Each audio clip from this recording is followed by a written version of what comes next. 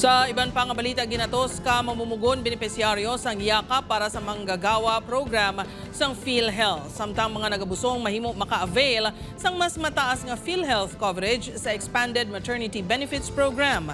Si John Sala nakatutok.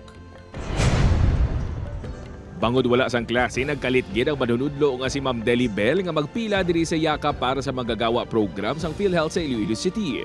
Lakip sa mga serbisyo nga ila sarang makuha ang libre nga primary care check-up, libre nga bulong, pila ka mga laboratory test, subong man ang iban pa nga mga programa sang PhilHealth. Hindi na kami magkabalaka nga magpa-laboratory check nga kung ano-ano pang mga, kundi kami mangita sang ibayad, prepared na.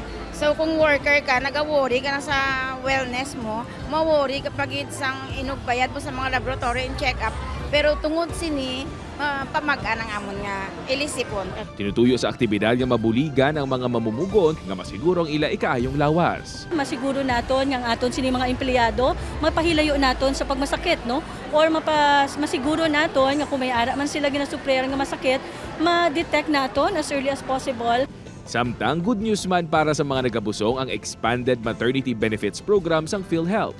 Sa idalom sini, ang mga mabata sang normal delivery nga sang una nagabaton sang 9,750 nga PhilHealth coverage. Ang sarang na nga makabaton subong sang 29,000 nga coverage. Samtang ang mga cesarean section naman magabaton na sang 58 to 62,000 pesos halin sa 37,000 pesos. Ini siya good news gid sa aton sini mga nanay, no? Sa aton sini mga miyembro nga manugbata kaya dako na ang coverage ang aton sini nga PhilHealth para sa inyo sini nga pagbata.